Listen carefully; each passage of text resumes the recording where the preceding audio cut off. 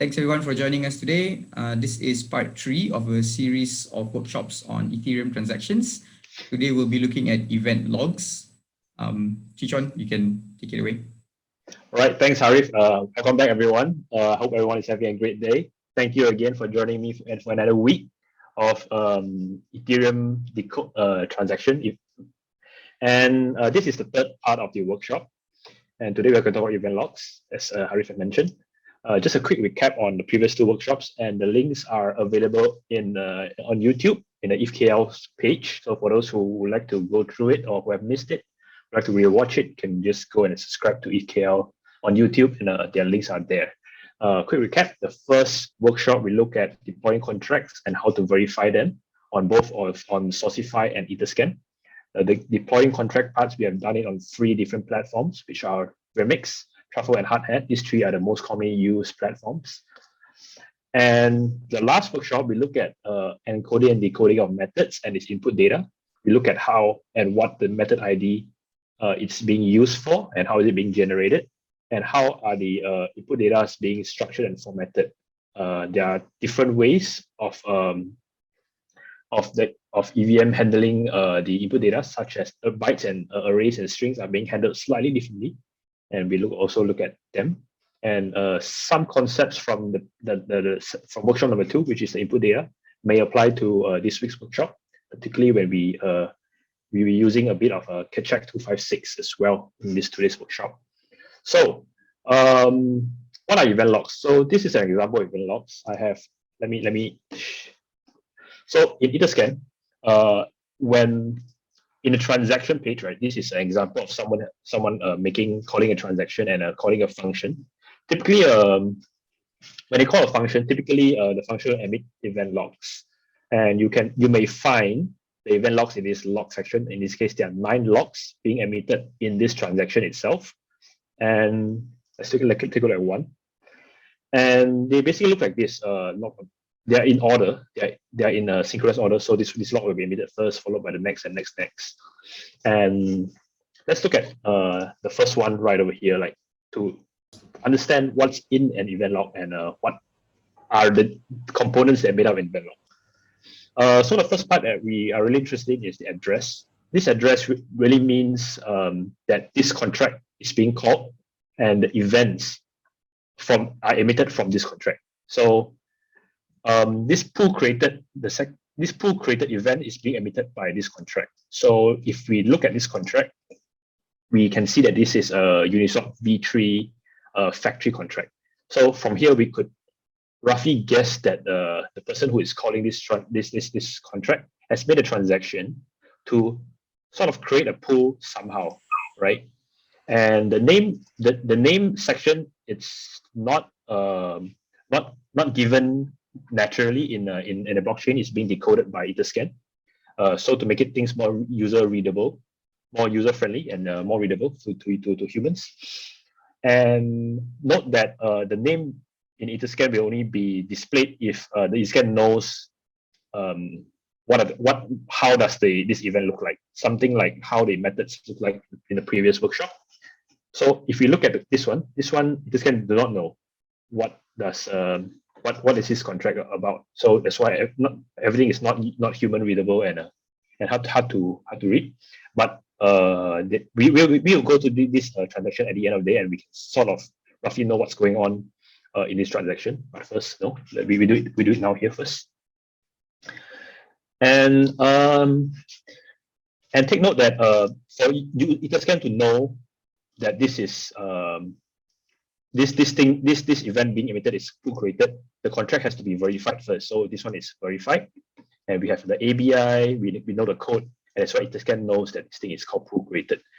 This one is not verified, and hence we do not know. Essentially, we do not know.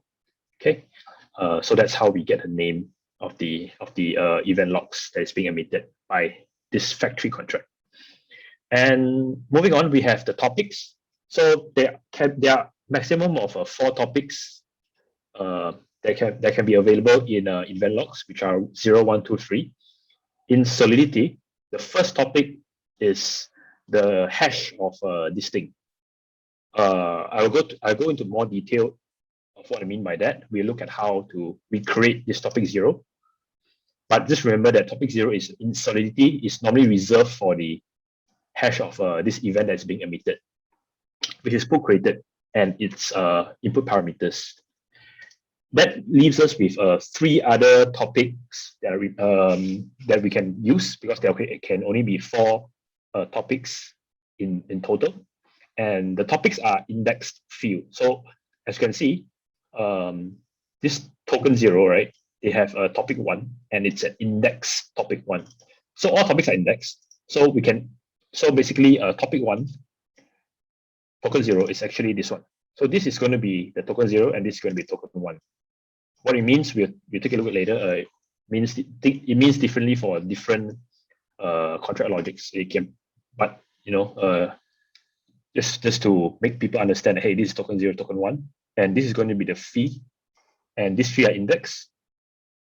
And because we can only have a maximum of 4 indexed in total, whatever that are not indexed will automatically be included in the data section.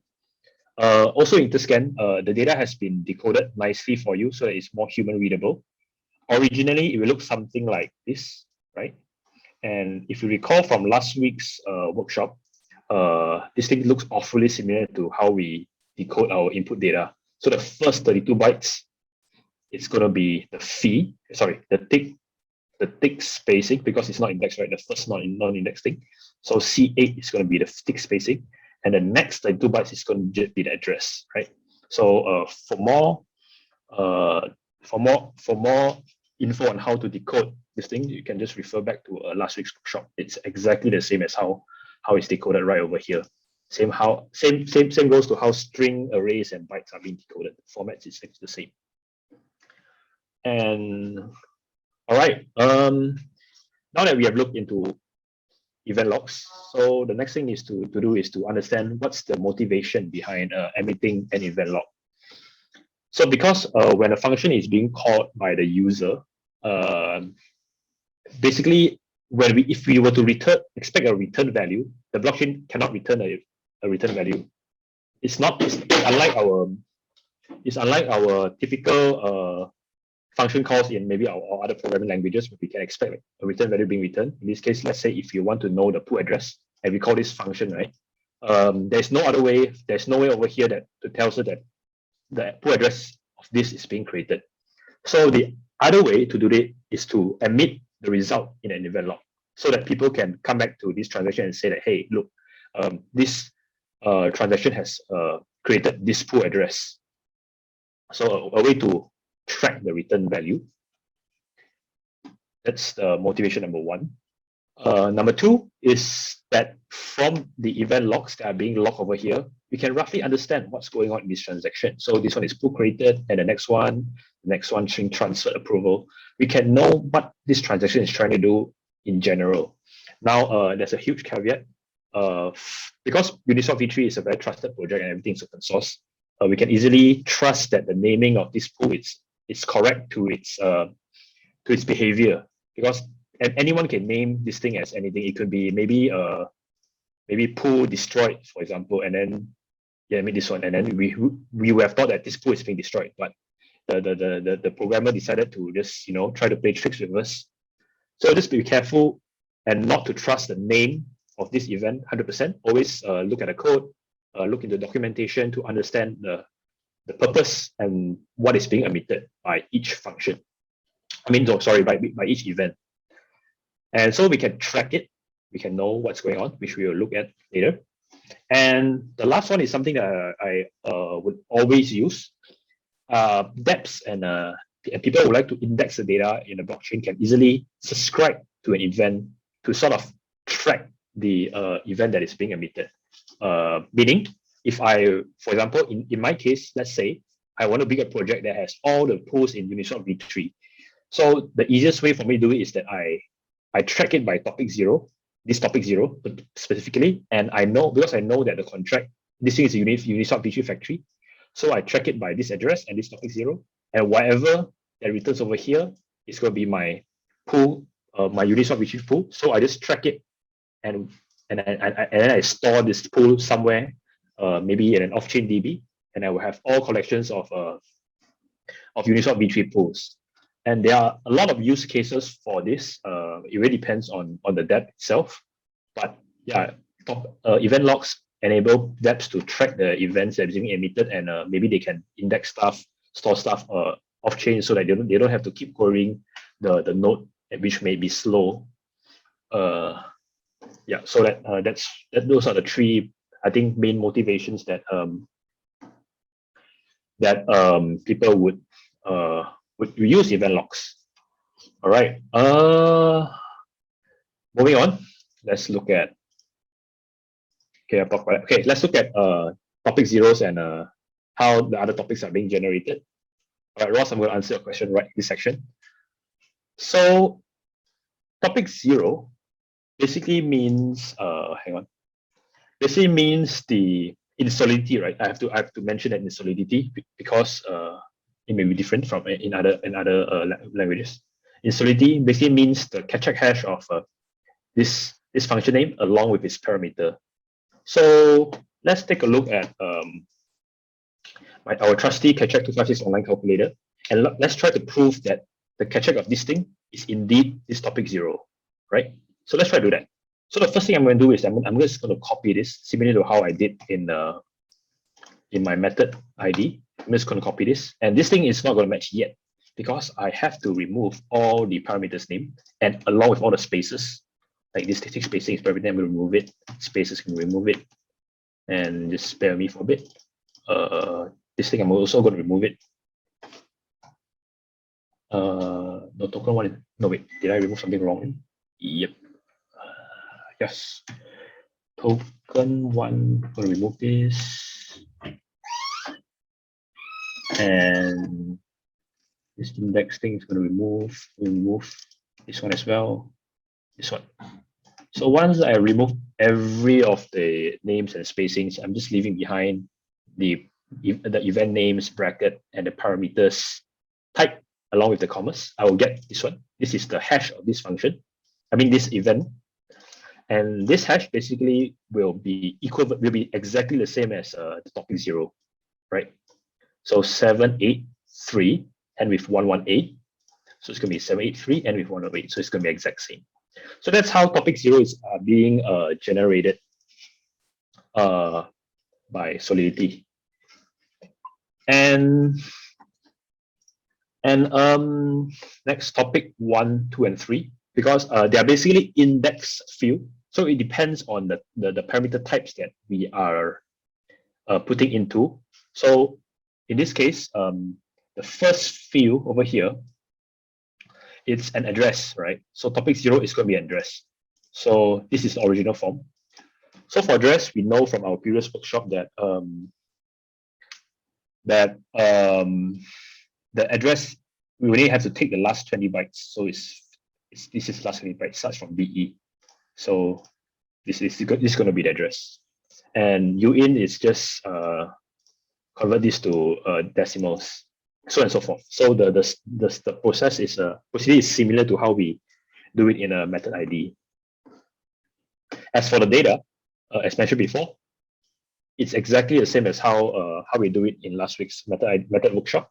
So I just split this by 32 bytes and 32 bytes, and then the first one will be the first data that comes, which is the first non-index parameter, which is the tick spacing. The second will be the pool. So this one is going to be the pool address, and this one is going to be a tick spacing, right?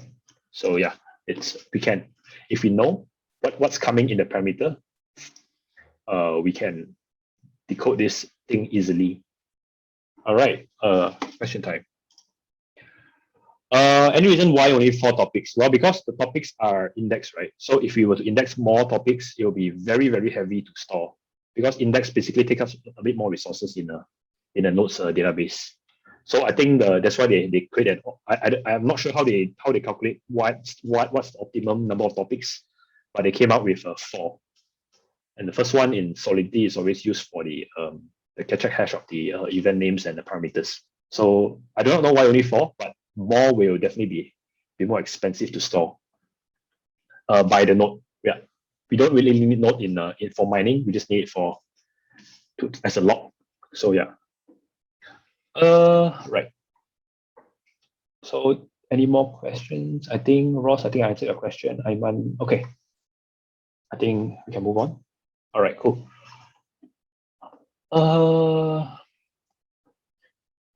Next, okay, so this is a remix code that I wrote. So let's take a look at it. So to include events in our Solidity, we have to declare events over here by putting the events keyword followed by the name of the event and the parameters that we're interested in. And also, if you want to index the field, we have to include this keyword index in front of the parameter name. And then this two will be the index. This two will be the parameters. What am I talking about? This two will be the events that we are declaring in Solidity contract. And to emit those events, we have to include the emit keyword in front and the event name along with the variables, the parameters that we are interested in, and this one will be emitted, right? So this is just a recreation of that. And an example of it's this one over here. So I emit an event, and these three are index topics, and these three are the non-index topics, which are exactly like this. Okay. I purposely put string as the index topic because string has a different behavior when it's indexed. So we notice that this thing is definitely not our usual string format, right? Because we know that string has we declare the offset and the length and followed by the number of the string in big endian, but this is not. So what is going on over here? Now, because topic 0 can only have 32 bytes. So this thing over here, it's our actual string value, and we could check 256 hash it and to store it here. So in other words, there's not much motivation. Maybe there are some use in it, but putting strings as an index in a topic, there's no way to sort of know what is behind what is the actual value of this string. What I did over here is that I logged the exact same string here and here in a topic and in a data. So when I try to check this, where's my catch-up? Here, I can prove to you that this value 471 and FAD matches with matches with this one 471 FAD, right? So yeah, be careful when indexing string, because the string value, the original hello world value will not appear here, but it will be hashed. And because check is a one-way function, that is almost no way for you to know that this is hello world unless I tell you so. In this case, I tell you here. Yeah, so just be careful when dealing with strings and bytes in general. Right. So yeah, this is basically how the structure of event logs and how to emit it in Solidity code. Now let's look at how to get the event logs from a node.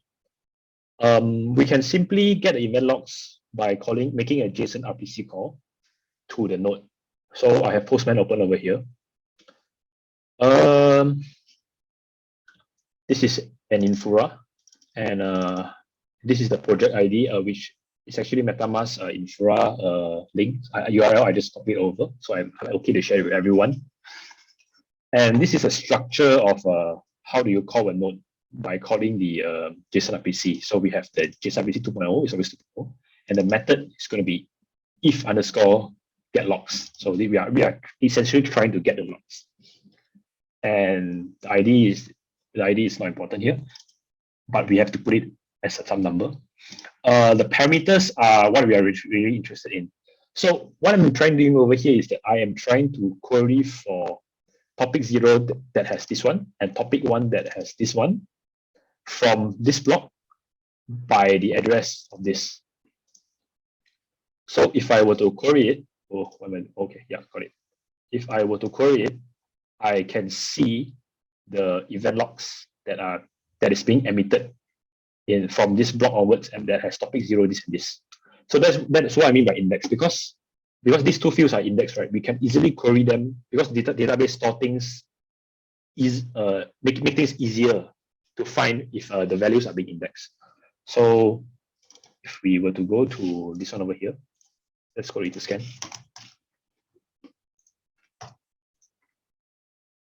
And I actually index for this field, right? So I'm actually trying to search for this event from my JSON RPC. Of course, this is just an example, right? You can play around with your event logs that you want, and by querying using this method, the JSON RPC method. And one thing to share is the get log documentation. This is by Infura. Get log. Yeah. So these are the parameters that they have. So you can filter by address, from which block to which block, the topics, as long as with the block hash. So yeah, it's similar to how I did over here. I have the address. Sorry, wrong one. I have the address. I have from which block. Remember to put it in hexadecimals, because if you put it in numbers, it will not work. You have to convert to hexadecimals, along with the topic 0 and topic 1. So if you want to query only for the topic 0, you just remove this. Or you only want to query for the topic 1, you put it as this now, or now without the open and close. Okay, this and so and so forth. So if you want to query for maybe topic 1 and topic 3, you have to put it like this. Maybe let's assume that topic 3 is going to be the same thing. It's going to be like this. Okay, so this is how you play around with the indexing. So, and the last part will be talk about this. The last part is just a note of caution, right? Because anyone essentially can recreate this event. This is not a good example. Anyone can basically recreate this event, this topic 0. So if we were to only subscribe for this topic 0, anyone can mess up with our indexers if we try to track this event. So it's important for us to also take note of the address that emits this event. So for example, if I want all to get the address of all users of v3, I have to query by this log topic 0, also with the address. Because if I don't, anyone may deploy another contract with the same topic 0, with the same outcome, to mess up with our indexer. So for example, I have a remix code over here. Now notice that there's also a pool created here, right? And everything over here matches with the parameters here. So basically, I'm trying to recreate another topic 0 pool created event, which I did. It's right here. So if we were to rely only on the topic 0, this random contract, right, will throw up some random pool created address to mess up with our indexer. So this one will be invalid. It's an invalid pool. So our data will not be accurate. So yeah, this is something to take note. Do not only, if you would like things to be more specific, do not take the topic 0 only. Filter it also by the address. And if this topic 0 is emitted by a variety of addresses, just query by the variety of addresses. Just make sure that the events that are emitted is from the address that you really want, right? This is a bit of a word of caution. Okay, so we basically talk about most of the event logs related subject. So any questions before I move on and try to demo what's going on in the transaction, the Uniswap v3 transaction that I showed just now. If you're a developer, how do you approach thinking about what events you want to emit for your contract? Basically, for each method, right? Because for each method, I would like to let the user know what the method is doing. So for example, in this pool created, for example, this one, oops, I shouldn't right click it. So for example, when the user is calling, hang on a minute, calling a create pool, I sort of can expect that what people want is the pool address, and I will put a meaningful name such as pool created to make people understand this thing easily. So I won't try to confuse them by putting some confusing names. So basically, each method emits one event that is meaningful to what is happening to the method. That's the, I would say, rule of thumb. Of course, there are other outliers. I do not know why people want to do that. Yeah, so I would guess that people might find this information, this information useful, and so I emit it because I'm guessing as a developer, or I have talked to several parties that might use my data, that this structure is something that people might want. So does that are there any drawbacks for like emitting too many events? Basically, there is a small gas fee involved in emitting an event, but it's not to say it's cheap, right? But there are gas fees being involved. So too many unnecessary events may actually be a bit expensive when you try to call the methods. I think that's the only thing that I'm trying to that I can think of. And maybe if you're a smart contract creator and you don't want to be transparent, for some reason you want to be more obscure about what your contract is doing, then you wouldn't want to emit events, right? Yeah, then you wouldn't want to emit events, or you wouldn't even verify the contracts. Yeah, because from the topic 0 alone, right? Like this one, I wouldn't know what this trying to do. I maybe can guess that maybe this is I would say this is a negative number because everything starts from F, right? But I'm not sure like what's going on here. Like I want to know the name of this topic 0. So I wouldn't emit an event, or I wouldn't verify my contract. Yeah. So I guess that's what I would do if I don't want people to know what's going on. Okay, thanks. Awesome. Right. Okay, shall we move on to understanding this transaction? Okay. Wait, there's a new message. Are you able? Okay, let me answer this one first. Are you able to identify what the pool tokens that that was used to create a pool? Yes, we are. So let's look into this. So okay. So we know that the events are being emitted synchronously, right? So this one emit first and followed so on and so forth. So we can probably know what's going on in this transaction. So from the first event log, this pool is being created. And to answer Ross' question, what pool tokens are being used? Because it's going to be token 0 and token 1. So these two are the tokens, ERC20 tokens that are involved in the creation of this pool. So it's going to be this Eskimo Akita token, some name token, and a WEF, a commonly used token that people use to create a pair for. So in this case, Uniswap v3 contract creator has kindly included all this information for us, so we can know from a glance that hey, this pool is being created, and these two are the tokens that are involved, and the tick spacing is this one for those who want to know. Sorry, the fee is this one for those who would like to know more on what type of fees, and so on and so forth. And moving on, so after the pool is created, what happened? Over here, there's this random thing, random topic 0. So basically, we have no way to find out. But we actually do, because Uniswap v3 is an open source contract, right? So let's look at what is this contract about. This thing is actually the pool FC68.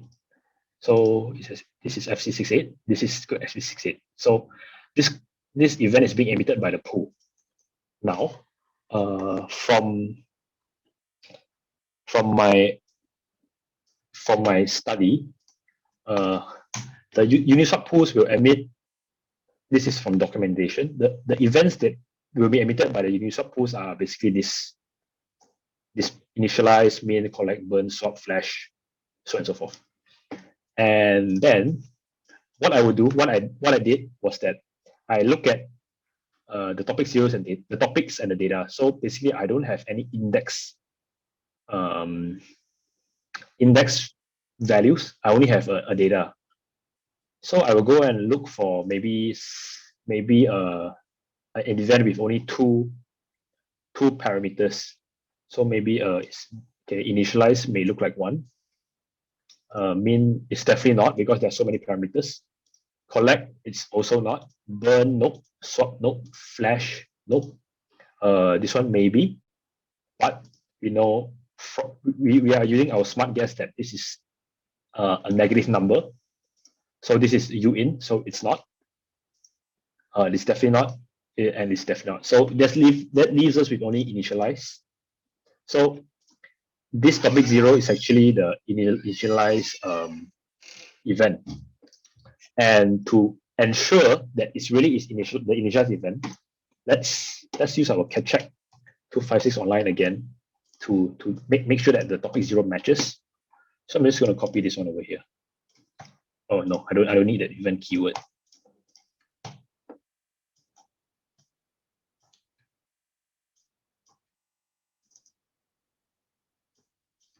Okay, and make sure everything is correct. And it starts from 9863 and with C95. So we just go back. And it starts with 9863. Yep. And with C95. Yep. So yeah, indeed, this thing is this topic is indeed the initialized event. And from the documentation, because the only way we can know is if that we know in advance, right? What are the values? The first one will be square root price of x96, and the second will be the ticks. So this one will be, if you convert to decimal number, yeah, it's the square root price is going to be this huge number, and this one we convert to number, it's going to be, well, it won't work because this is an integer. So we need to use the 2's complement to find out the ticks. It's probably going to be a negative number. So there's a 2 complements calculator we can use, but I'm not going to do that now. Just know that this is going to be a negative number because ticks can be a negative or positive number. So after the pool is created, it's initialized with these 2 values. And the next one is a transfer event. So let's look at what is being transferred. So Eskimo ERC20 token is being transferred from this address to FC69, which is the pool that's being created. Okay, we are transferring one of the token pair into the value amount into the pool. And what's going on here? BE7. So after that, it has an approval event logs. I don't know why it emits approval after we transfer it. Next is the deposit event log, and this is the WEF contract address, arbitral contract address. And if we look at the deposit event, yeah, indeed, we can see that this deposit here, it's from the message sender and returns you the value. So what this does is that it wraps your Ether to WEF, and this is the return value. And then it transfers from WEF to the pool. Sorry, no, this one, sorry, wrong one. It transfers the WEF to the pool that we just created, the full value, this one. And then over here, another unknown event log. So we know that this is the pool, so we just revisit our pool documentation to guess what is this. So we can see that there are 1, 2, 3, 4, 5, 6, 7, 8 parameters. This is definitely not 1, 2, 3, 4, 3, 4, 5, 6, 7. This is not. Is it? Sorry, 1, 2, 3, 4, 5, 6, 7. Yeah, this one is not included. Sorry, 7. So this is 7. It could be this one. Definitely not this one. 1, 2, 3, 4, 5, 6. Nope. Swap. 1, 2, 3, 4, 5, 6, 7. Oh yeah, could be this one. So it could be min or swap. But let's look at the it could be one of these two. It could be nope, it could not be flash. Definitely not this, and not this. So over here, we repeat the process. We repeat the check 256 process to guess, to not to say guess, to identify what event is being called here. I know it that is min because it cannot be swapped, right? Because we are creating a new pool. But I'm going to show it just to show that it's correct.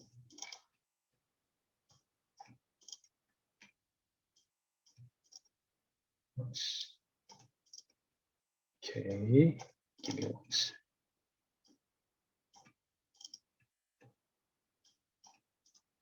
Okay, 7A53. This is also 7A53. Yeah, so this is indeed the min event. And once we know this, we can accordingly decode the parameters. So yeah. And then transfer again. So what this event is doing is that the NFT position is minting a new NFT token with token ID of 42777 to this guy. So after you have after the mint function is called, this NFT manager contract will mint a token, NFT token for the user 628A289, right? So because Uniswap V3, every position is represented by an NFT in this contract. Okay, by this position NFT. At the end of the day, this NFT manager will emit another event. It's called increase liquidity, and it updates the NFT position of this user, and these are the values that is being updated. It's liquidity that has been increased, the amount 0, amount 1 that the user has put in, and the token ID. So from this transaction, we know that a pool is being created. Tokens are being transferred to the pool, right? Until here. The NFT is being minted, and the liquidity of the user has been increased. So roughly we know that these are things that's happening from this transaction. All right, so that's probably that sums up the thing. Let me look for Ayman's example. Oh, there's so many questions which I didn't read. So before moving on to Ayman's example, let me try to see if there are any questions. The guess is bear by the writer while events emitted or by the caller. It's by the caller. Alex, it's by the caller. For Uniswap V3, can you also click on the pool and see the balance held? Do you mean that you're trying, or Harif, you mean that you're trying to know how much the NFT is owning the token, or just the liquidity? No, I was just saying you can click on the pool address and you can see the total balance of each token held there. Oh yeah, yes, you're right. Because Uniswap V3's UI has already calculated it for you. But if we were to query this manually on the blockchain, right, we wouldn't be able to see how much of what token and what token makes up the liquidity. We have to use this liquidity and apply some maybe mathematical formula. It also depends on the current price of the pool and apply the respective formula, and then you can get the proportion of token 1 and token 0 in that you currently your position currently has. Yeah, so it's a bit tricky the math, but it's doable. It's doable. Uniswap V3 represents. Okay, thanks Harry for answering that. Cool. All right, I think that sums up all the questions for that. So now let's look at Ayman's transaction. I've not looked at this, so it may not end up well, but let's try. Okay, from here I know that it's a Ethermore.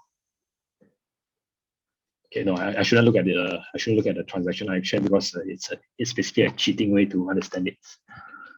First thing I'll do is I'll look at the input data as a min. And the quantity I'm minting, I'm guessing that it's minting two NFTs. So there are only 2 event logs. Oh yeah, it's because for NFTs, right, the standard is to emit event logs that is name or transfer and a token ID. So from here, right away, I know that this token ID is being emitted to this user. So in this case, 2 of these are being emitted. So the ID is 2451 and 2452 respectively. Yeah, straightforward. Because they have to follow a certain standard for NFT. So they are following standards, and yeah, this is what is expected. So to double confirm, we have the function min, right? Yeah, there you go. This is the function min. This method is being called, and how many NFTs that you want must be at least 1, and blah blah blah blah. The min is probably called here. So let's try to search that. Yep, here. And this one, pretty sure they're using some library to mint the NFT, and the library has the transfer event log included in it. So by using the library, this thing is automatically generated for you without the programmer having to emit it manually, because the library has done it for you. So yeah, that's all. Any questions for this transaction? Aiman, was it satisfactory?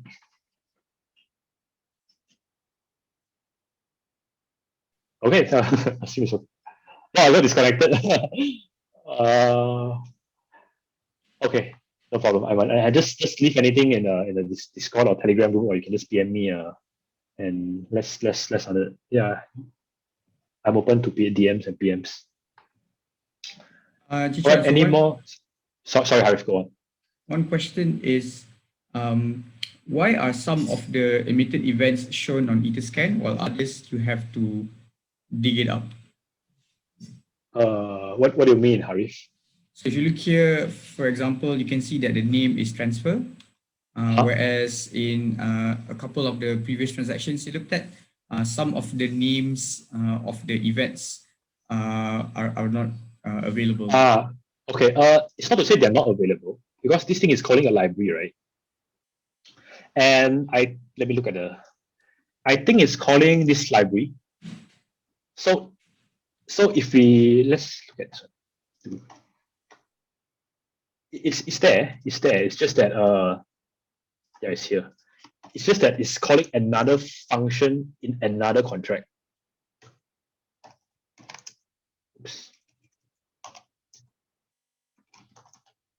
So over here, it's calling this function, right? Over here, you can see emit transfer. So it's there. It's just that it's in another part of the code, so to say. It's because it's a library that everyone uses.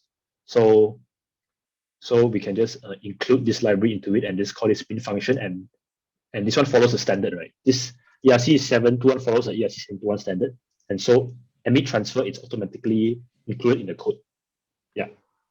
I mean, Chichuan, if you look at your previous Uniswap V3 transaction, where we looked at, for example, initialize, and the name wasn't shown on Etherscan, we had to look at the documentation to figure out. Oh, you mean this one? Yeah. The reason being is that this pool, this Uniswap V3 pool, for some reason, is not being verified. So we do not know the ABI, and hence we cannot decode this accurately, and therefore we have to leave it in this manner.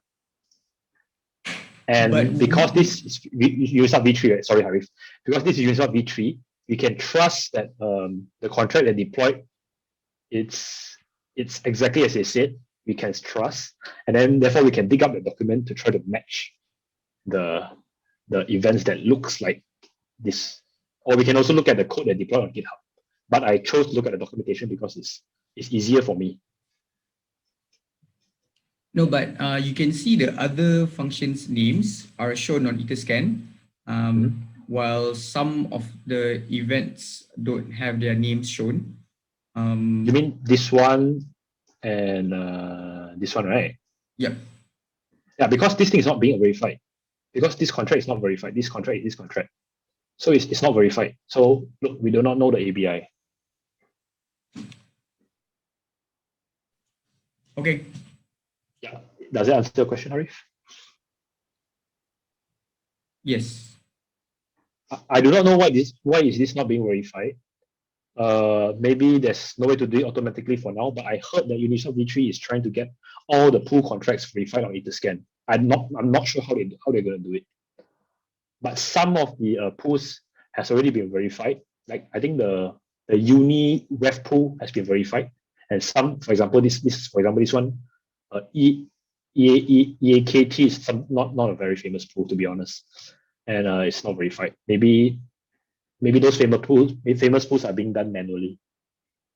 I'm guessing. Yeah, at this point. So yeah, to elaborate, because this transaction is actually calling a function that delegate calls to and it calls to other contracts. For example, this contract is being called, this contract is being called. So we can see that the events that they are being emitted are from different contracts. Like so happen this contract is from, this event is from a contract that is unverified. This one is from a contract that's being verified because this is an ERC token, 20 token, and the standard is always the same. Yeah, so we know that the transfer it's going to look like this.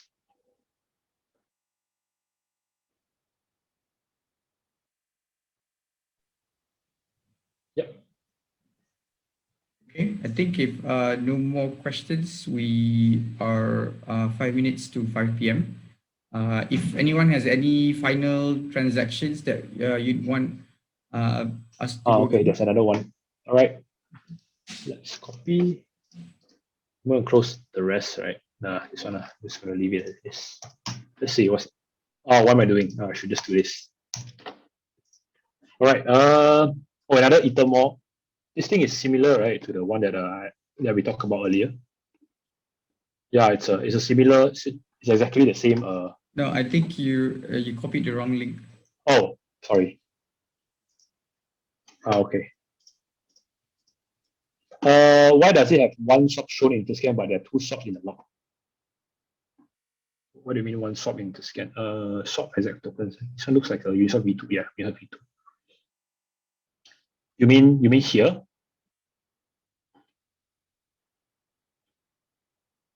Transaction action. Let's see. This one to this one for this one. So you're wondering how come there are two of these, right? Hi, sure. Can you guys hear Yes. me? Right. Yes. Loud and clear. So that's my question. So in the transaction action, there is a swap shown, but if you take a look in the logs itself, there are two swap action emitted. So I'm curious why Etherscan is showing just one of them. You mean one of the swaps? One of the swaps? I mean, there are Like- two swap event emitted. Yep, yeah, I can see it. Here and here, right? Yep. Okay. So you're wondering Why there But are how come- only two? Yeah. only one? The transaction action, I believe. Let me try to understand what's going on over here.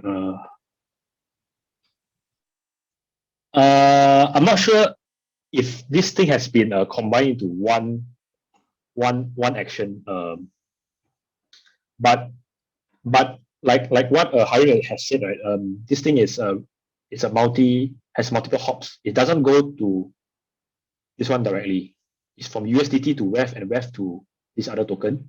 So it sort of like have done two swaps for you. So over here, it has two swaps. So that is understandable. And over here, I am not sure, but I'm guessing that the developer for this part has already combined everything for you so that they are not showing the hops which may be confusing. We can look through the logs. Yeah, okay. Transfer. I think this is ASC20 token. Okay, So USDT is being transferred from this guy to this guy. This is the value that's being transferred. 2, 3, 4, 5, 6, $283. Okay, it's being transferred to the pool. And this pool transfer, this is from WEF, right? Source. Wait, hang on, what's going on here? Destination. Let's see. Look at destination. Okay, so this pool, the USDT, the Uniswap pool, transfer WEF to this this task Uniswap V2 pool. Okay, and next sync. Okay, sync is just updating the liquidity. We don't have to know. Swap. All right, this is the swap that we're interested in, right? Okay. So swap will tell us that the sender, which is this guy. Let me double check the sender. I don't remember the sender. Okay, the router. And index 2 is 2, this guy. Let me okay, this is task and this is, who's this again? Okay, yeah, it's hard to do, because I don't really, I'm not really familiar with Uniswap V2's swap thing. But effectively, it's using router. You know, the router, it's wait, no, sorry. Yes, the router, it's swapping from this thing to this thing. So this is the hops that we are trying to we are talking about the hops, because we are not directly because there are no USDT to task pool. So so Uniswap V2 has with the help of the router has changed everything to WEF, and from WEF change everything to task and return the task to you. So this is one of the hop, the WEF to the task hop. So after that, after we have done that, what's this? I don't remember. Oh, this is the task token. Okay, the task token then transfer from this guy to this guy. Who's this guy?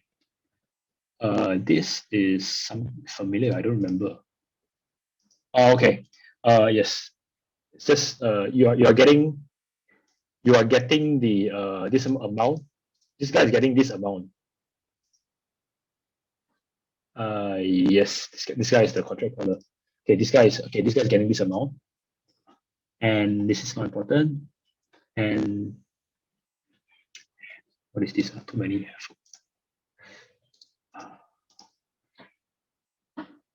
Oops. And I don't remember all these little things. Okay, router again. And okay, hey, no, wait, hang on. I confused myself. Hang on. D3. Okay, D3 from this one 7A. Sorry. Let me try again. Okay, this is router, and this is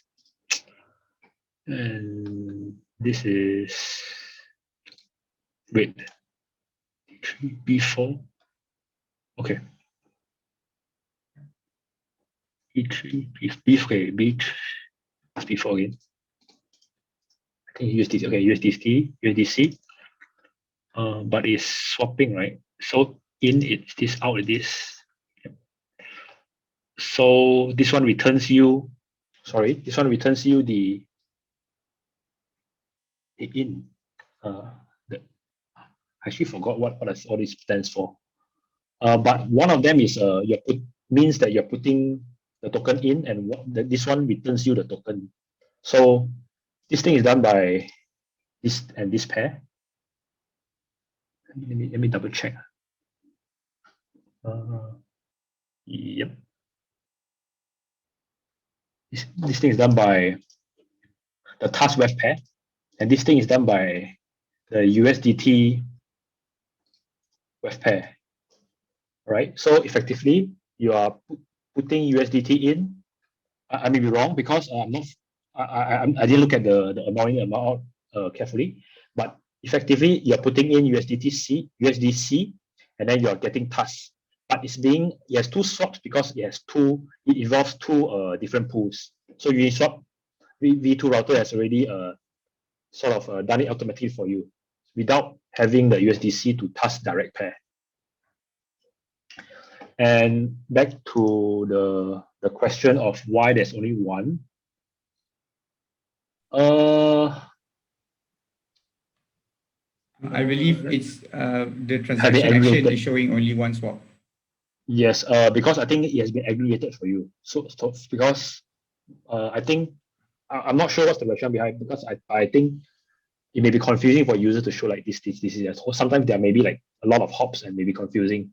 So I think I'm not sure. Harish, you may correct me. Yeah, I'll clarify this part. It's a lot easier. So the transaction action is just a section that just summarizes what's actually happening for the end user. So we skip a lot of the details and we just show you what the end user really wants to know, which is they gave USDC for Ether. What actually happens in the back end, we don't show. If you want to know, you can look at the tokens transferred and you can look through the event logs. But for the end user, a lot of the average end user, they just want to know what's happened. So transaction action shows that detail. Yeah, because I remember before that there are like a lot of things that are going on over here that sometimes it's very hard to read, right, Harif? So I think you guys decided to make a change. Yeah. So it's more to like a user experience kind of thing. Hope that answers your question, Amri. All right, no problem. Thanks, Harif, for the help assist. Because I'm not involved in this part, I don't know what's going on over here.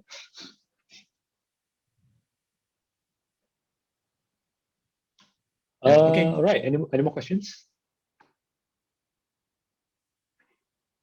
Okay, doesn't seem like we have a question. Okay, so that should be it. So thanks everyone. If you have any further questions later on, can feel free to drop it in Telegram or Discord, and we can take a look at it as well. But as mentioned, I think a while back, because I think someone asked this question in Telegram. So it takes time to go through the event logs and figure out what's going on, especially if it's not a commonly used contract, like in this case Uniswap V2 or V3. So whoever it is that's looking needs to like go through one by one and see which contracts are called and so on. So it's not something that can be done just like that lah. So ideally, yes, Amri, now I remember that was you. So ideally, like now that there's a bunch of other people who've seen this, next time someone has this issue, we can kind of have more hands to look into it. Instead of just one or two people. Yeah, so that's one of the goals of having these workshops. And yeah, so thanks everyone for joining. Thanks a lot, Chi Chuan, for sharing. Thank you, everyone. Thank you, Harif.